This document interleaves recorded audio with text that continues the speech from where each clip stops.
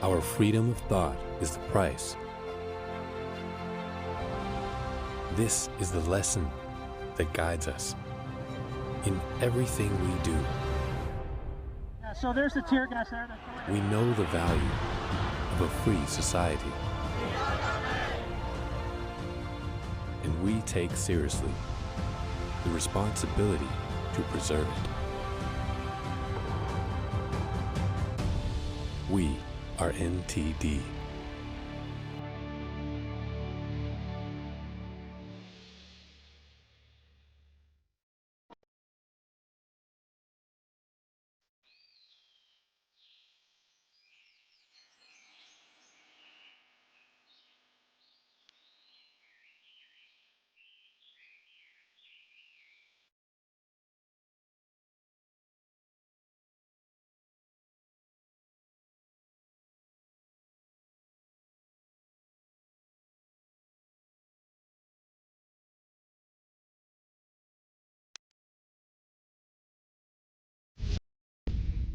Welcome to NTD Newsroom. I'm Don Ma. President Trump just arrived in The Hague for the NATO summit, where members are set to discuss a new defense spending target of 5% of GDP.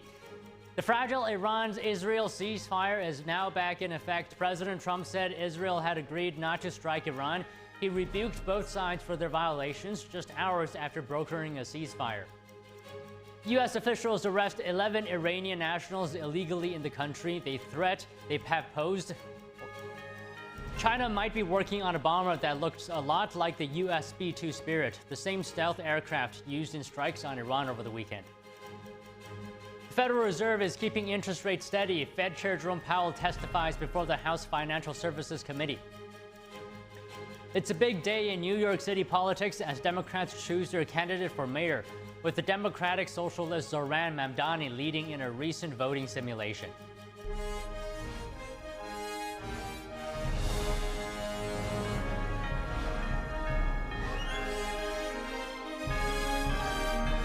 This is NTD Newsroom, live from our global headquarters in New York City. Good afternoon, and thanks for joining us. President Trump arrives in The Hague, Netherlands, this afternoon for the NATO summit. A bold new defense spending target is expected to be announced. Here are the details. The summit's centerpiece, a dramatic proposal, 5% of each member nation's GDP dedicated to defense, more than doubling the current NATO target. The proposal has the backing of NATO Secretary General Mike Rutte. The defense investment plan that allies will agree in The Hague introduces a new baseline. 5% of GDP to be invested in defense. This is a quantum leap that is ambitious, historic, and fundamental to securing our future.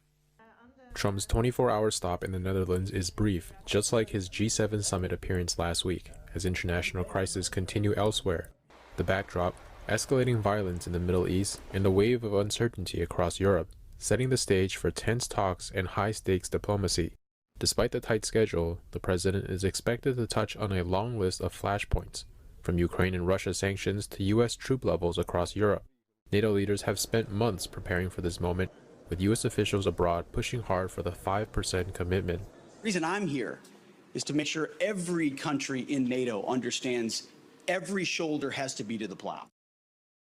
On Friday, Norway's prime minister confirmed the country was planning to raise its overall defense spending. It is part of what we contribute to the collective security of the alliance, which has been important for Norway since 1949 and has very much renewed relevance with the situation we are in Europe. Right now, Norway is the only country in Europe that can finance increased military spending without having to borrow more. The UK, meanwhile, has also pledged to meet the 5% target. Prime Minister Keir Starmer said Monday the country planned to reach that goal by 2035. Latvia's president said last week he expects NATO to agree on the 5% target at this summit.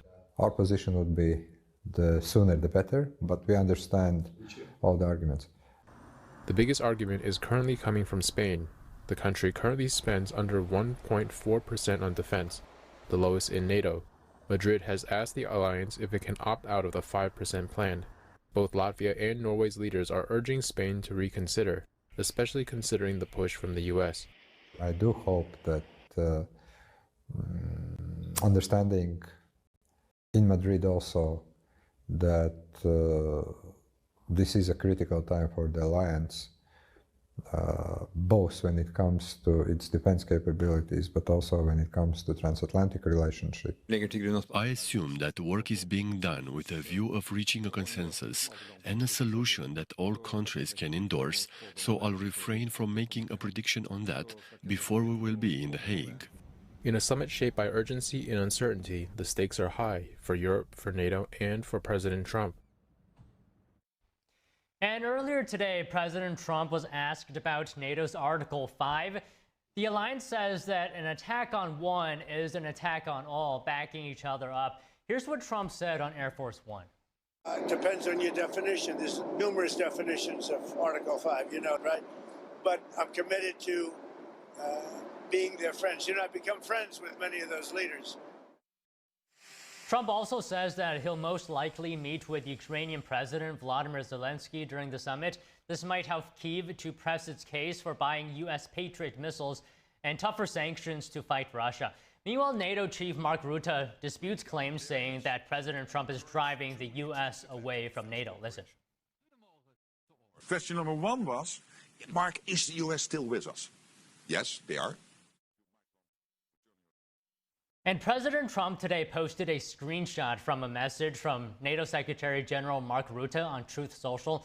In the message, Rutte congratulated Trump for his decisive action in Iran and said that all NATO allies agreed to spend at least 5% of their GDP on defense. The message said, quote, "Congratulations and thank you for your decisive action in Iran. That was truly extraordinary and something no one else dared to do. It makes us all safer." Leaders at today's summit will focus mostly on the new spending goal and the possibility of an attack by Russia. NATO leaders say Moscow could attack a member state in the next 5 years, unless it's stopped from overrunning Ukraine. President Trump gave an update today on the ceasefire between Israel and Iran. Trump wrote on Truth social media, that Israel is not going to attack Iran. Trump said all planes will turn around and head home while doing what he described as a friendly plane wave to Iran. Trump spoke with reporters earlier before departing for the NATO summit in The Hague. Let's listen to some of his comments. I didn't like plenty of things I saw yesterday. I didn't like the fact that Israel unloaded right after we made the deal. They didn't have to unload. And I didn't like the fact that the retaliation was very strong. But in all fairness, Israel unloaded a lot. And now I hear Israel just went out because they felt it was violated by one rocket that didn't land anywhere. That's not what we want, I'll tell you. And I'm telling you, I'm not happy about that, Israel, either. I think they both violated it. I'm not sure they did it intentionally. They couldn't rein people back. I don't like the fact that Israel went out this morning at all. And I'm going to see if I can stop it. Israeli Prime Minister Benjamin Netanyahu's office said today he held off on tougher strikes against Iran. After speaking to Trump, Israel acknowledged striking a radar installation near Tehran hours after the start of a ceasefire, but said it refrained from further attacks. Trump announced a ceasefire yesterday after Tehran launched a limited strike in retaliation on a U.S. military base in Qatar. Israel says 4 people were killed when an Iranian ballistic missile struck a residential building in Beersheba today. This was shortly after the ceasefire was set to take effect.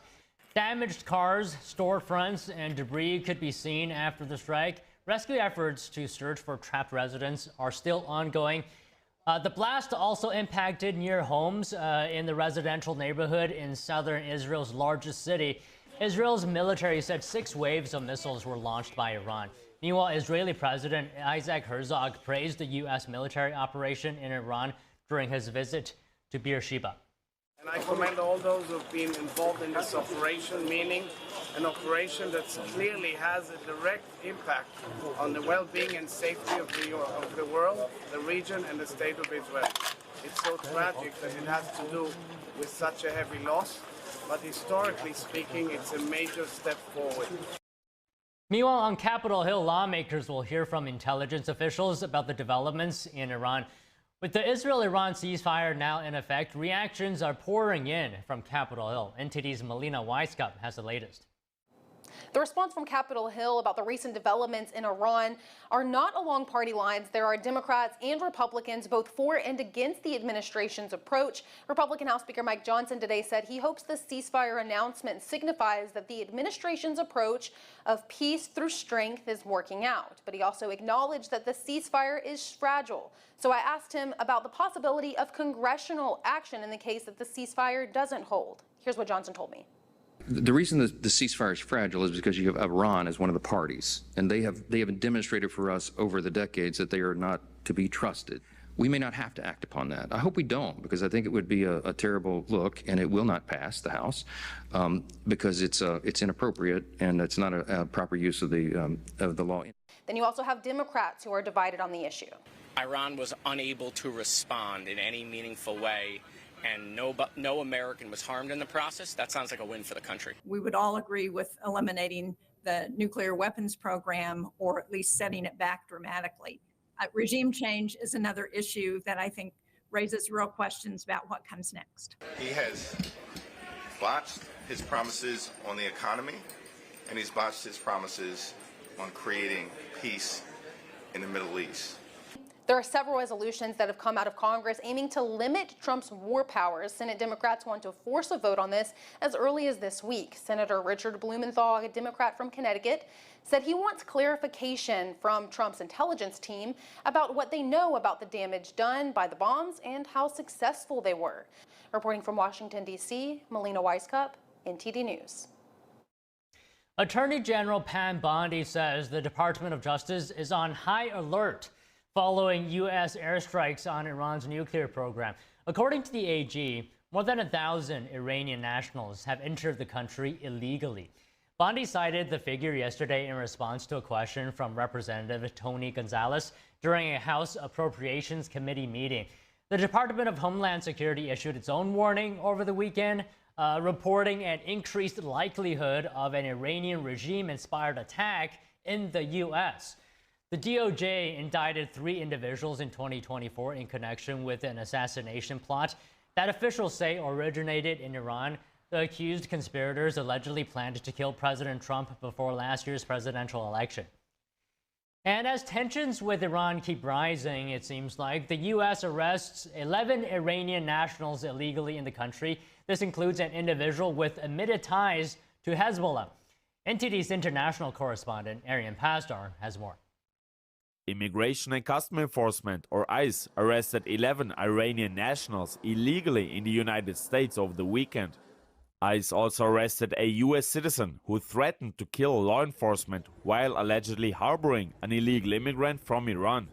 This reflects the administration's aim to keep known and suspected terrorists out of American communities.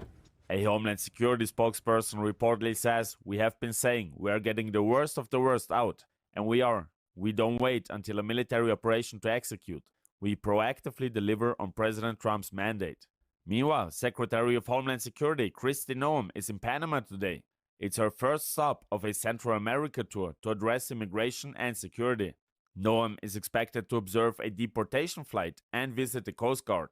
Following Panama, the Secretary is set to visit Costa Rica, Guatemala, and Honduras. Arian Pasdar, NTD News.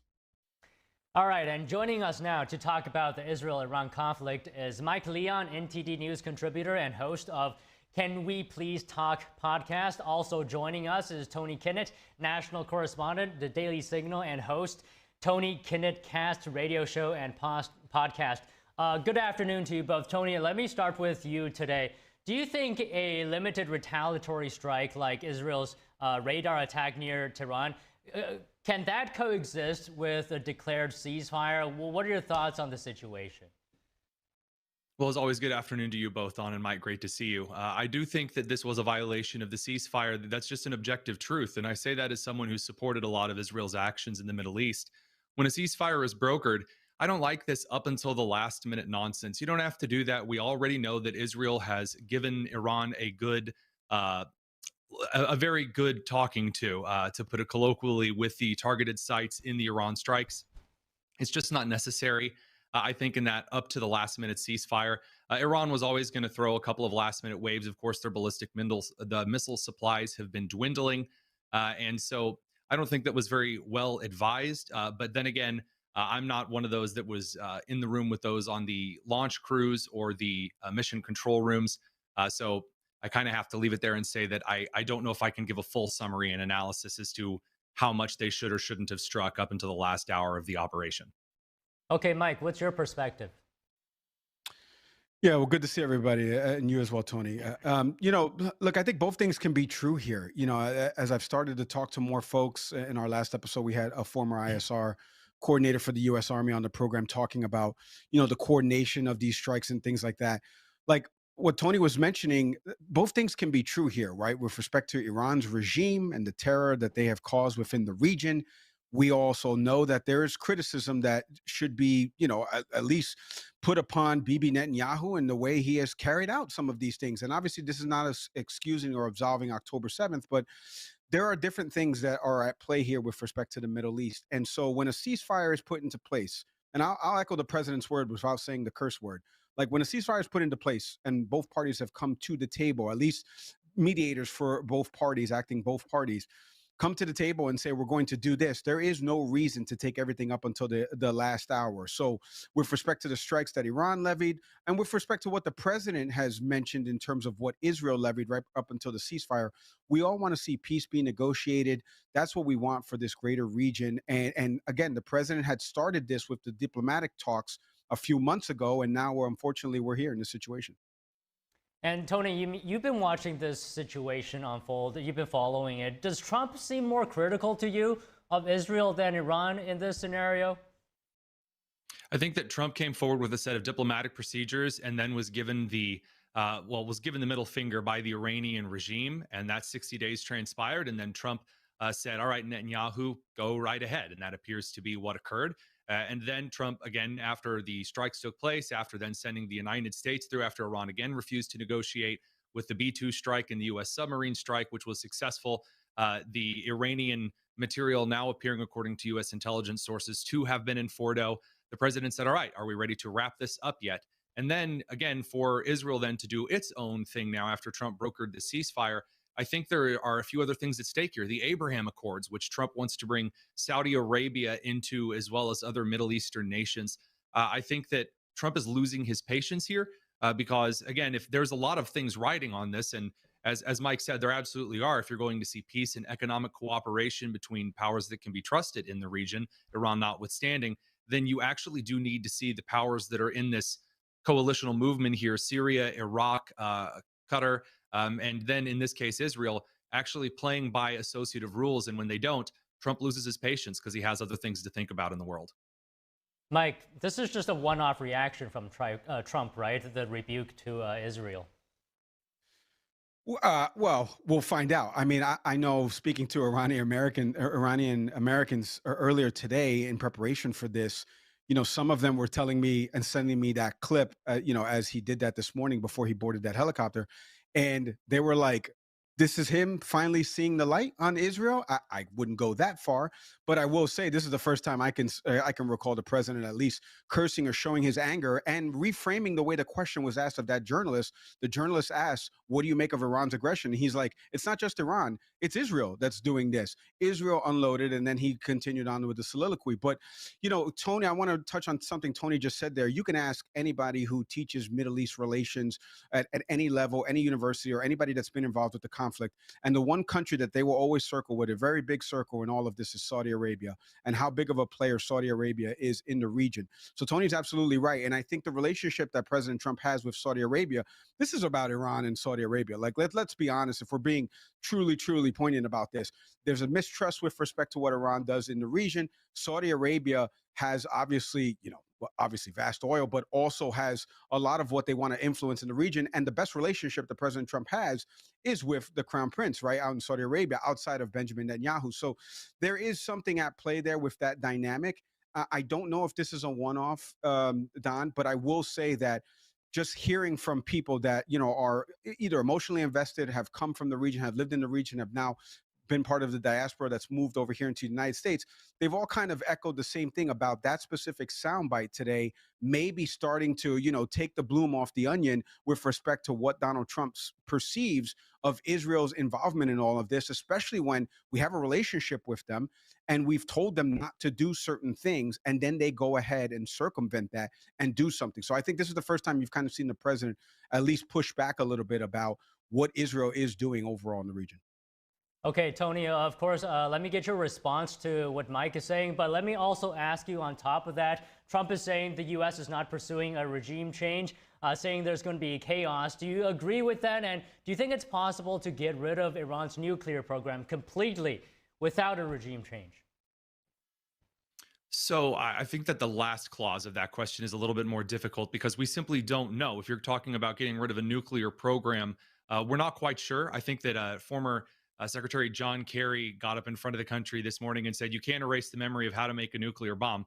Well, yes, you can. The top nuclear scientists are gone. Most of the data, according to intelligence sources from multiple countries, indicate that Iran no longer has a lot of the knowledge on giving nuclear materials. And Russia has stated several times before that it really doesn't want Iran having nuclear arms, despite the statement that ended up being deleted by Medvedev. So I do think you can remove Iran's nuclear program without a regime change to a degree.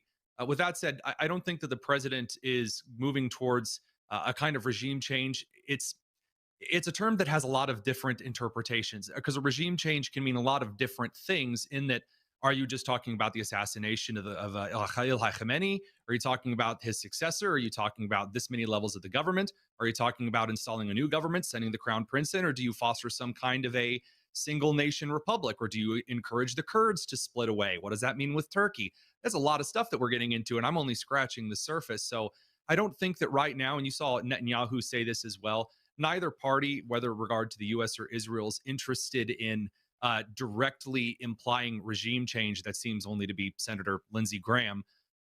In response to Mike's question, though, just briefly, I think that there's perhaps maybe not as much that Trump going against Israel for the first time here, as much as I would say parental exasperation, just my read of the situation. I don't necessarily see this as a grand criticism of Israel's aggression, considering that Israel has been acting pretty much throughout the entire Gaza war through a response to offensive pressure from Iranian-backed militias. So I maybe, again, this might just be a different of perspective here. But from my thought, it seems more, oh, can you two just stop for a couple of seconds and let me take my aspirin? Okay, Mike, Iran said it remains with hands on trigger. Does it feel like to you this is perhaps a rather fragile ceasefire? Yeah, I mean, fragile ceasefire is probably a good way to put it. But again, we have to see what the next 24 to 48 hours kind of lay out here and shake out in terms of all of this. We have to see what the president will say at the NATO summit. Just going back to a little bit of what you were asking, Tony, the regime change part of this, like the U.S. is not that good at regime changes. Okay, folks, I don't know who needs to hear this, and especially in that region, we are not that good at regime changes. And when we did try this, and I'll just give the Iraq example, Iran is double the size of Iraq, maybe 2.5 times the size of Iraq. And so to put, Mohammed Mokbar, as who's now the acting president right now, to like what Tony said, right, to assassinate the Ayatollah, and of only, I think Lindsey Graham has actually called for this. So very, very spot on there, Tony. I think only Lindsey Graham has actually said these type of words. You can see that there are a lot of lawmakers and there are people within the U.S. government that are like, we don't have an interest in that, because all that does is sow chaos and discord. And it leads to, let's be honest, instability in a country far bigger than the country that we spent, years within a war. And that led to obviously other wars. But like, that's the problem with this, right? The U.S. and I think President Trump, I know he ran on this no new wars thing. And again, as I've talked to military experts on this, they don't consider what we did in Iran as starting a war. Because again, not striking civilian areas or population, this was targeted strikes to certain things. So now with this actions, now, as everybody has mentioned, people come to the table, and now we have a ceasefire, potential negotiation. The problem is now we've got two I would say bad actors, but when I say bad actors, it's like a seesaw, right? Like the seesaw's in one direction with respect to Iran being the bad actor versus Israel being the bad actor. And the president's trying to navigate that. To Tony's analogy about parental guidance, I would say it's more big brother guidance, because Israel's our little brother and Iran's just a neighbor down the street with the kid that they're trying to play with. So I think that that's something that the president is truly trying to navigate here, and understanding the relationship that we do have with Israel, not only from a military perspective, funding that they get from us, but also understanding what Iran has done in the region and the proxies that it has in the region, and the fact that there is a potential to strike U.S. targets, whether it be military bases out there, but also these sleeper cells that are living here in the U.S. that could potentially harm Americans here on American soil. So it's a dangerous situation. Is it a fragile ceasefire? We won't know, Don, until at least a few days from now, maybe a few weeks from now, months from now. This could be something that's everlasting. Who knows? Okay, Tony, let me get your comments on the strategic interests for the U.S. in wanting peace between Israel and Iran. Because, I mean, I don't know about you guys, but this comes very sudden after those bombs fell from the U.S. To Iran. Well, it's not sudden just in the bombs fell on Iran. It's the complete and total annihilation of the Iranian surface-to-air missile system, its air defenses, its entire air force. To have your threat to block the Strait of Hormuz laughed off by China is incredibly humiliating. I mean, as for a nation with 90 million people, its military strength is so feeble that they have been reduced as far as what we believe to be their ballistic missile launching capacity by like 80%. And they don't have all of the things that we were promised, for example, by isolationists on the left and the right here at home. So I think the better question as to what the strategic interests are for peace between Israel and Iran actually have more to do with the internal security of the United States.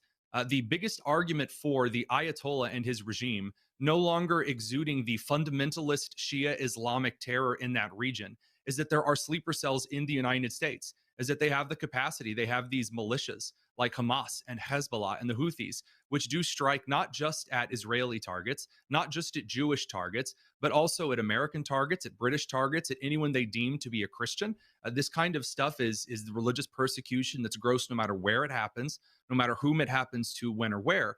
And so when we look at this kind of a situation, if the Iranians being able to threaten the United States and say, well, we'll activate terror cells, I'm sorry, but just backing down and saying, okay, well, we'll give you a couple more pallets of cash as a prior administration did is an incredibly foolish move. So is the answer to that regime change?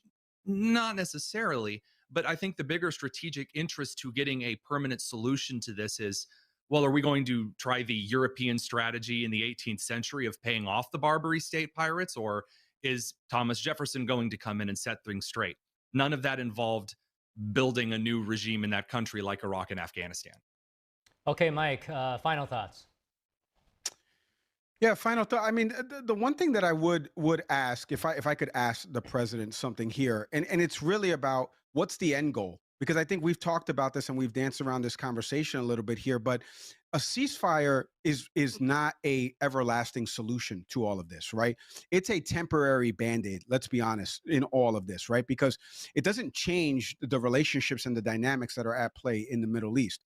So I think over the next couple of days, my hope is that media outlets continue to focus on what is the end goal here, because there was already something in place with Iran's nuclear deal. Now, again, are we going to go back to something like that framework-wise? Is there a diplomatic approach to this, like the president has tried with respect to Russia, Ukraine? What is the end goal here? And then on the flip side, it's really about Israel. And I know Bibi Netanyahu is scheduled to make an appearance, I believe, in Washington, D.C. over these next couple of days or weeks and potentially give a speech in front of Congress. But like, there has to be some end goal here with respect to not only the war in Gaza, but now what is happening in Iran. A ceasefire is a Band-Aid. And what we need is a long-term solution for peace and stability in the region. I live in the category that is of what President Trump ran on, which is no new wars, no more wars. Forget no new wars, no more wars. And so we need a finality to this, and I want to see where that ends up over these next couple weeks, months, and years. Well, all right, we're out of time today. Thank you, Mike. Thanks, Tony. Thanks, guys. Good to see you. Coming up, the Federal Reserve is keeping interest rates steady. Fed Chair Jerome Powell testifies before the House Financial Services Committee. We have that story and more when we come back.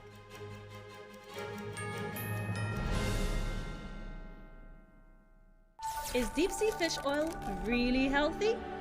Due to pollution in the oceans, most fish contain heavy metal elements and radioactive substances. That's why it's so important to choose a pure source of omega-3. Puritan Green Vegetable Omega-3 is made from purslane and perilla seeds, which are rich in nutrients and minerals. It effectively improves brain power and is beneficial to the heart's health. Puritan Green Vegetable Omega-3. Eat 2 a day and you'll feel brand new. I go by Jackie. I'm 44 years old. I had 3 kids at the time and single mother. I was working 60 hours a week, still couldn't pay the bills. I'd skip meals so that they could eat. It's been hard because one thing falls into place, 10 things fall out of place. You know, I just can't do this alone and make it work. 1 in 5 kids face hunger in America, and food costs are rising. But everyone needs nourishing food to thrive, and they can when we work together so our neighbors can feed their families. Call or go online right now to join Feeding America with your gift of just $19 a month, only 63 cents a day. Together, thanks to a nationwide network of food banks, dedicated volunteers, and the monthly support of people like you, we can fill plates with nutritious food for kids facing hunger this summer. One day my mother came over to my house and said, "There's a meeting at the pantry." I said, "Okay," and I went. There were some ladies in there. They were from the food bank. They asked several questions. Some of those were about me and my story, but it helped me to open up a little bit. We're getting closer to the day when no one in America faces hunger, but we can't do it without you.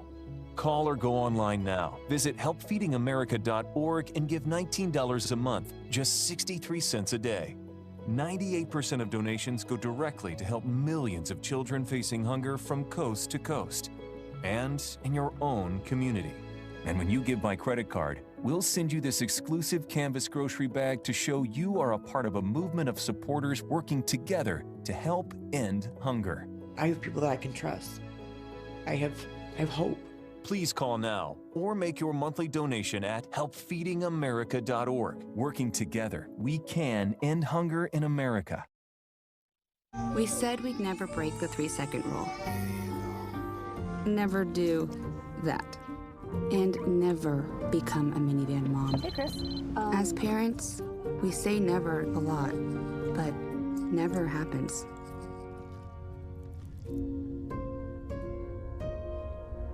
So when you say you'd never leave your child in a hot car, know it can happen.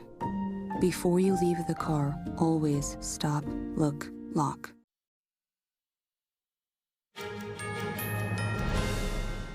State Department Press Secretary Tammy Bruce is holding a press briefing right now. We're going to tune into that.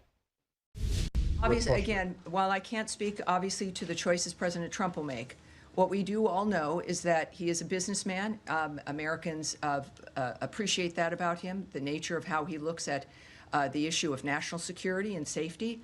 And he has in the past addressed the issue of relationships with this country, keep other nations secure, that we are a good friend to have, that a friendship with the United States assists and helps facilitate the natural national security of another nation.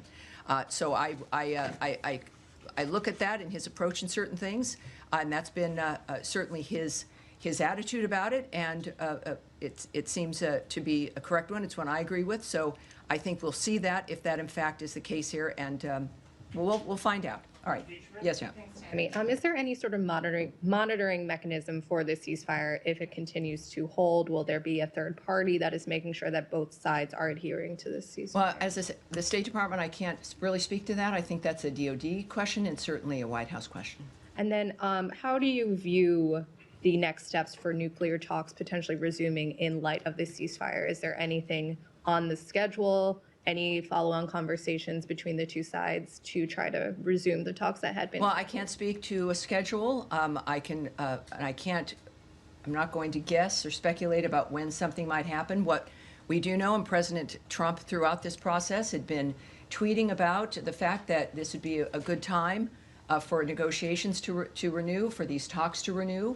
Of course, with some disappointment that it got to this point. He has been committed to diplomacy and to discussions. Obviously, he's displayed that for these last 5 months.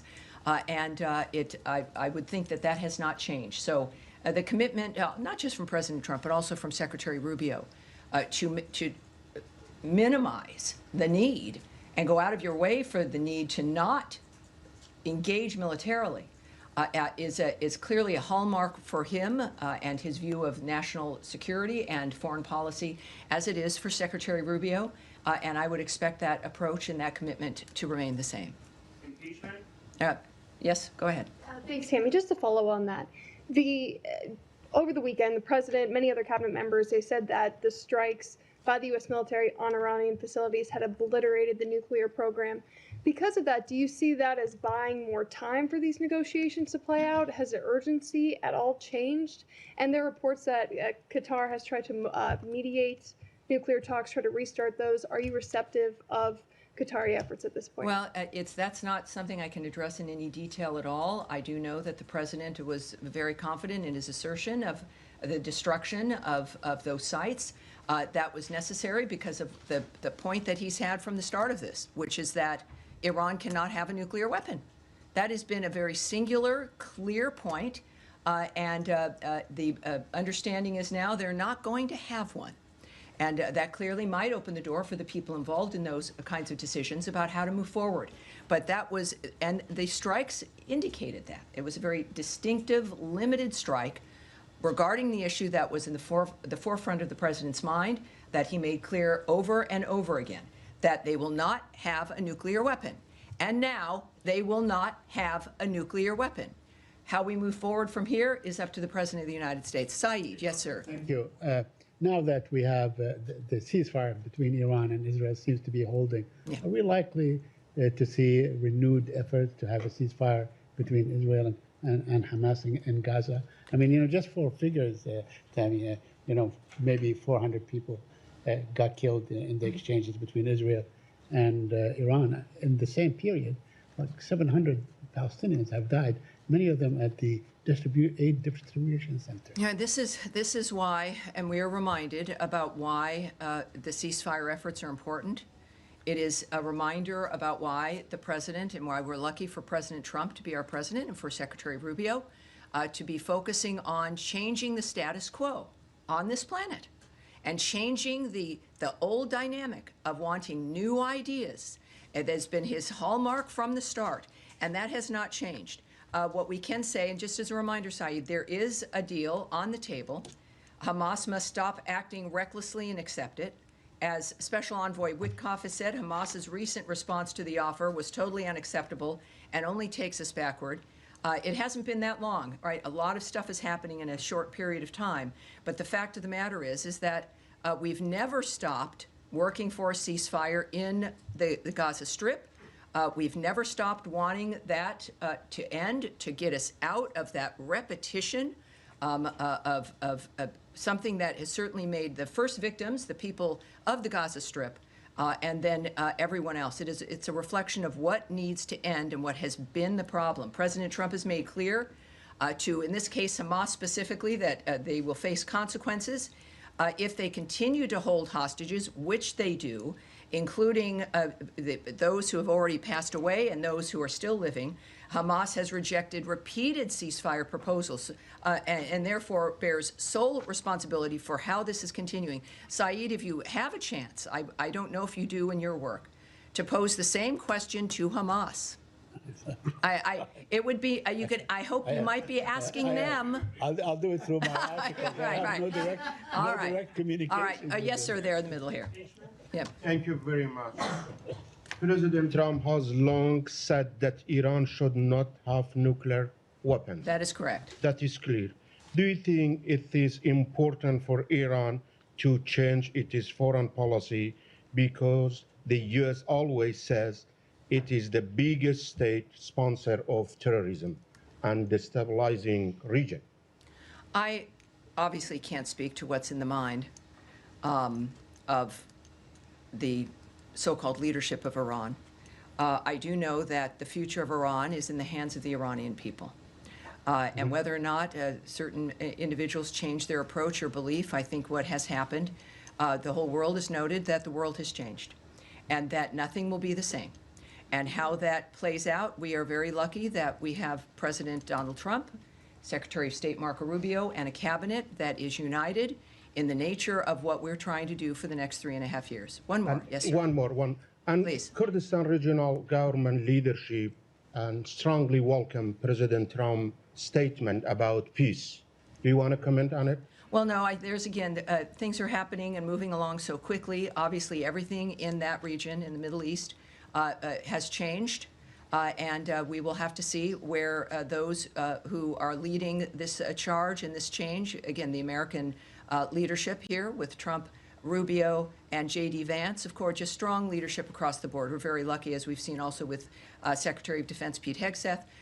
We are very early in this administration. Think about it. We are in the middle of June, and we've seen the results now of men and women who are focused. So we'll see for the Kurds and others as well.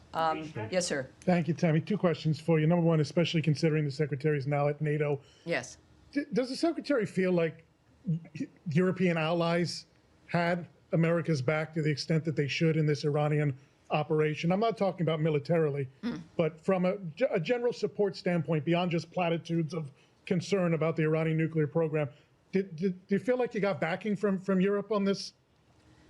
Well, I'm not going to comment or speculate on the feelings or assessments of our partners in any kind of dynamic. That's between them. It's about the leaders of the world. Right now, what I can tell you is that President Trump and Secretary Rubio are right there in The Hague at NATO for conversations with our partners throughout Europe. And I think that everyone expects that to be very successful. It's going to be a very exciting time. It's a perfect time for those conversations to be had. I'm not going to speculate on the nature of those any conversations or, again, speculate on the feelings of people either. Second question for you. Yes, sir. In terms of regime change in Iran, the initial message coming out of the administration was, we're not after regime change, we're after the nuclear weapons program. Then the president remarked today, regime change is not a good idea because of the chaos that it would cause. So what is the administration, specifically the State Department's message here to Iranians who are suffering under the oppression of the regime? How do they move forward, and does America have their back, considering the president said regime change is not a good idea right now? Well, again, that's in the perspective certainly of the president and what his actions, he feels what actions are important, what our intentions were. It was very clear from the start, from the very beginning. For years, the president has spoken about the problem of Iran and how they can't have a nuclear weapon. This is not a new idea, and it's certainly a globally held idea.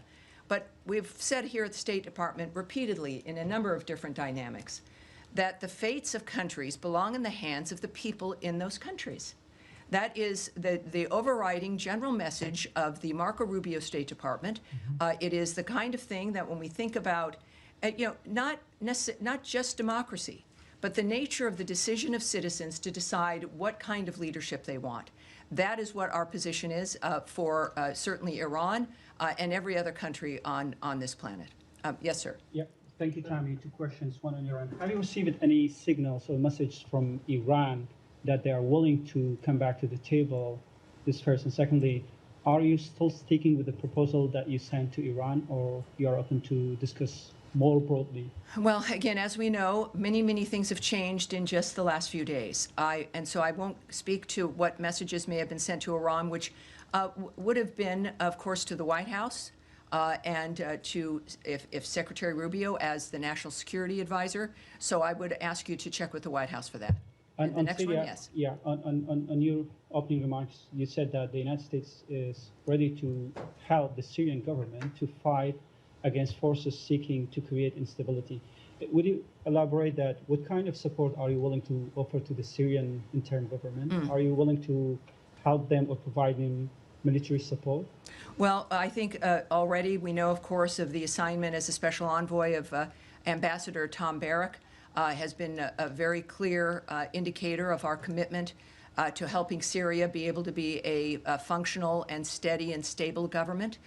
He, of course, is the ambassador to Turkey, and our commitment through his work is about getting the structure, the stability of the government as functional. We also, of course, as you know, have lifted many of the sanctions to make it possible for other nations in that region to assist the new government also in becoming stronger and able to, in that region especially, deal with terrorist groups, especially deal with ISIS, and that is our commitment. So it is, I think, manifesting now very clearly, and Ambassador Barrack is there as our envoy in that regard, and it's a very exciting time with a lot of potential. Yes, sir. Yeah, yes, sir. In the gray suit there. Yes, sir. Thank you, Tammy. You've been in the negotiations process with the Iranians for almost the last 2 months at the State Department. And the Iranian foreign minister just last Friday, he said that they suspect that the negotiations with the U.S. Used as a cover for the Israeli attack. And a day after that came the U.S. raid on Iranian nuclear establishment there and the buildings. Are you able to restore the trust between you and Iran? And how do you see these claims from the Iranian side? Well, that's certainly a question that I can't answer, but we've got the best people in the world who are doing this for a living, who have committed their lives to making a difference here in the world. The president has not indicated that, as a matter of fact, he really opened his presidency with a willingness to talk with everyone. And as a peacemaker, that is what he's done, and I would suspect that that approach will continue. All right? Yes, sir. Go ahead. Thank you, Tammy.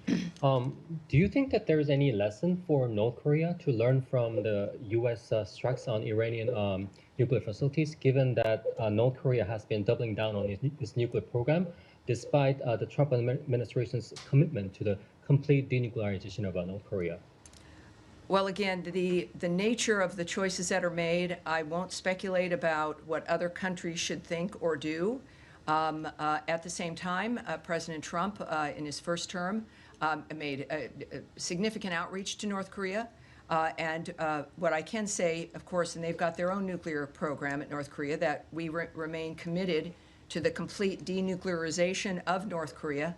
That remains a commitment. If the North Korean nuclear issue can't be resolved through dialogue, I'm not going to speculate on hypotheticals at this point, but thank you very much. All right. Yes, there you are. Hello. To follow up on North Korea, has there been significant outreach from the State Department to the North Koreans? I'm not going to speak to any, whether they exist or not, any diplomatic efforts outside. All right. All right. And yes, go ahead. Thank you, Tammy. I just wondered whether you have any further information on reports of a drone attack that happened to multiple Iraqi military sites early this morning, local time, Tuesday, whether you know at all whether Iran was behind those drone attacks at all? I would suggest that the DOD might be the place that it might have an answer to that. Anything else? All right. Daphne? You're good? All right. And then, yes, go ahead, sir, at the end. About the material that was removed from those nuclear sites. There are satellite pictures of trucks lined out. Oh, nothing. I can tell you nothing. Just saving some time here. Yeah, I'm not going to speculate or discuss what may or may not have been removed from a particular site. Well, then can you tell us, based on what you do know, I mean, how many years? I can talk about the English royal family. I love them. Yes, How many years would this have knocked back the nuclear program, and could that have been avoided if the U.S. had remained in the JCPOA? When it comes to what's happened with Iran, we can look back several decades about the nature of the choices that certain administrations made that helped facilitate the nature of the building of that program. Donald Trump inherited a world, he'd left a world that was at peace, and he inherited one that was tipping over. And so his commitment, and what we look at here right now, is recognizing the status of things and what needs to be done to fix them. And that's what we're focused on. All right. And Matt Lee, I have a feeling you might have a question. I vaguely remember that. Well, I did, but now it turns out that the you have a different one. I answered, so I do have a different one. Okay, good. But all I was trying to find out was whether you didn't mention it that this Mr. Habibi was an American, which it turns out that he is. But has he been wrongfully determined to be wrongfully detained? We have determined that he has been disappeared and that he has not been heard from. And that is why there's the rewards for justice, is that he was taken And he has not been heard from since. Okay. And we are hoping that this appeal may bring forward with up to $5 million. It makes a difference in everyone's lives. Sure it does. That we might get some information about him. Okay, then just the other thing was you had been asked earlier and yesterday, I think, about this money that is apparently going to go to fund the Gaza Humanitarian Foundation. Have you Yes. been able to uncover anything about that? Well, here's what has always been the case with the Gaza Humanitarian Foundation. I now know that there's, I think it's close to 44 million meals that have been distributed, which is a pretty darn good record, and they continue now at 4 sites to distribute them. We have repeatedly noted that we have not funded this entity, but it is, I believe, really the response of the call from President Trump for that region and that area in particular, that we've got to have new ideas about how to change the nature of what's occurring. The region has stepped up, other nations have stepped up, agreeing that the situation in Gaza has to be dealt with differently. We have to refuse to let it continue.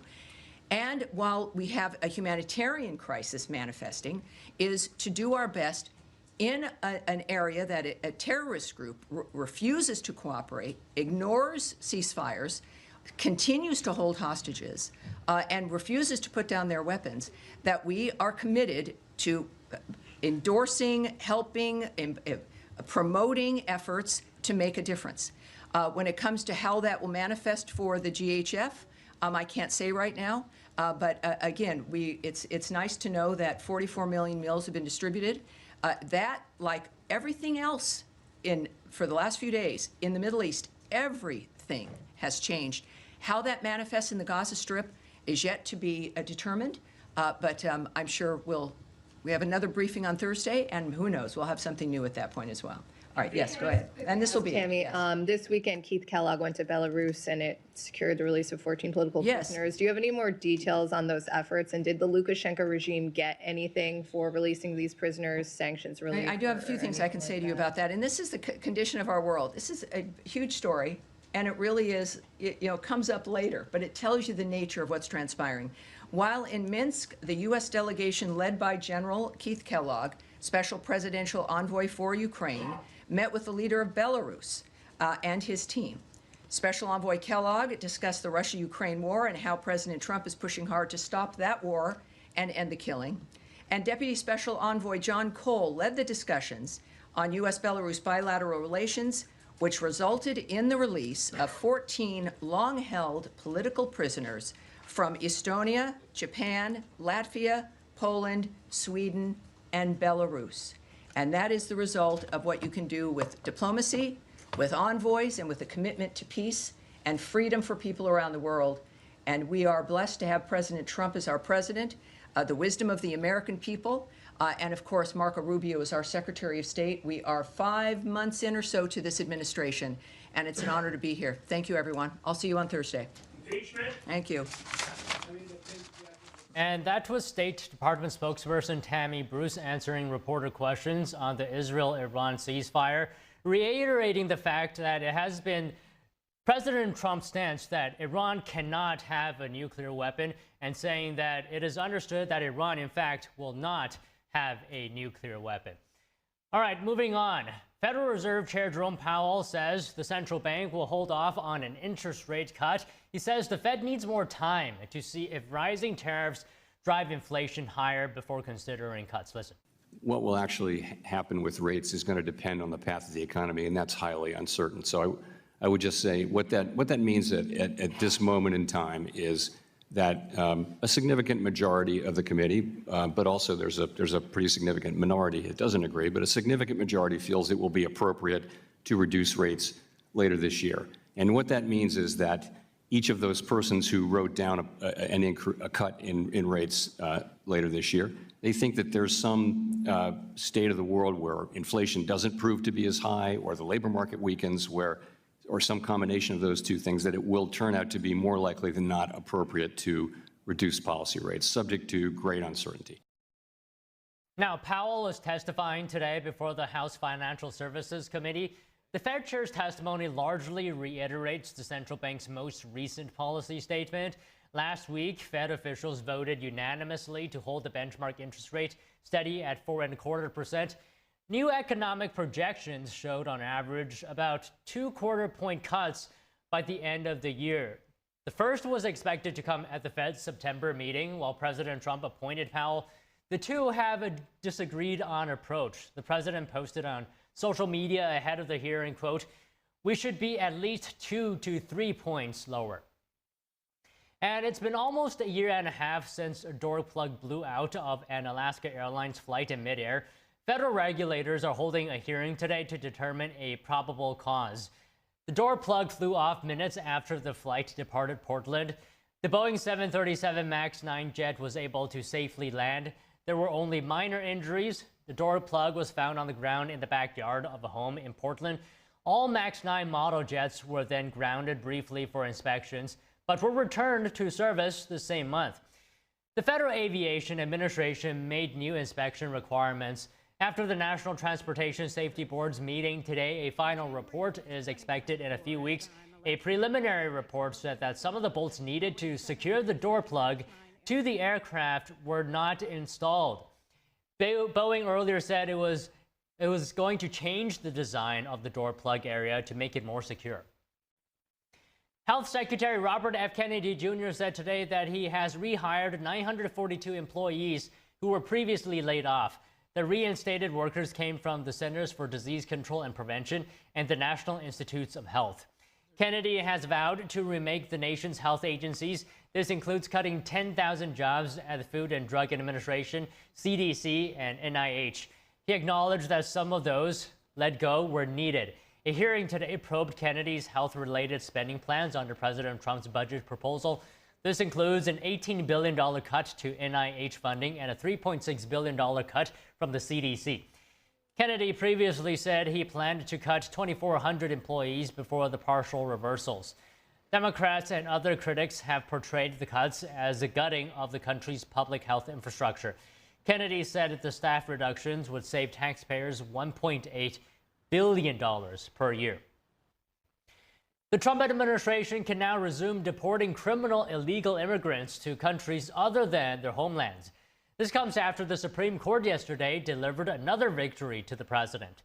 In a 6-3 ruling, the justices reversed a lower court's decision blocking the administration from conducting such removals. The case was brought by a group of illegal immigrants who were sent on a deportation flight to South Sudan. All of them came from different countries and were reportedly convicted of serious crimes. A federal judge last month imposed a blockade on the removal, demanding the Trump administration provide due process and advance notice before taking actions. But the administration says its policy already complies with due process requirements. Oklahoma City Thunder fans celebrated their team's NBA Finals victory today after Sunday night's win over the Indiana Pacers.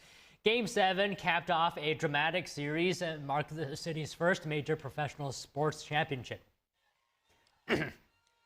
Eager fans greeted the Thunder as the team passed through downtown at today's victory parade. OKC became contenders for an NBA title in 2009 with stars Kevin Durant, Russell Westbrook, and James Harden on the court. Still, the Thunder could fall short after losing the Miami Heat in the 2012 finals. Dreams of a possible run in 2013 were shattered when Westbrook was injured during the playoffs. The 2015-2016 team led the Golden State Warriors 3-1 in the Western Conference Finals. But they lost that series in 7 games. Sunday's 103-91 win over the Pacers marks triumph and redemption for OKC's loyal fans. Coming up, it's Democratic mayoral primary day today in New York City. Who are the top candidates and what do voters have to say about them? We have that and more after the break.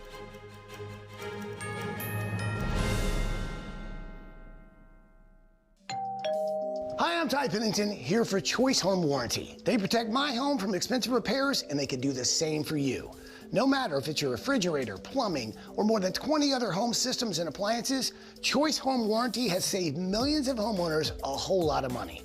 For a low monthly fee, you get their nationwide network of trusted local technicians with plans that cover repairs and replacements done quickly and the right way. No more headaches searching for technicians. No more budget-breaking chaos. Just a peace of mind of having Choice Home Warranty at your service. Call Choice Home Warranty now and save big with their special offer of your first month free and free limited roof coverage. Call now. Call Choice Home Warranty for your free personalized quote and to get your first month free. Call in the next 5 minutes, and as our special offer, you'll receive free limited roof coverage. Call now to lock in your rate and save big. Call 800-210-6422, 800-210-6422. I go by Jackie. I'm 44 years old. I had 3 kids at the time and single mother. I was working 60 hours a week, still couldn't pay the bills. Skip meals so that they could eat. It's been hard because one thing falls into place, 10 things fall out of place. You know, I just can't do this alone and make it work. 1 in 5 kids face hunger in America, and food costs are rising. But everyone needs nourishing food to thrive, and they can when we work together so our neighbors can feed their families. Call or go online right now to join Feeding America with your gift of just $19 a month, only 63 cents a day. Together, thanks to a nationwide network of food banks, dedicated volunteers, and the monthly support of people like you, we can fill plates with nutritious food for kids facing hunger this summer. One day my mother came over to my house and said, "There's a meeting at the pantry." I said, "Okay," and I went. There were some ladies in there. They were from the food bank. They asked several questions. Some of those were about me and my story, but it helped me to open up a little bit. We're getting closer to the day when no one in America faces hunger, but we can't do it without you. Call or go online now. Visit helpfeedingamerica.org and give $19 a month, just 63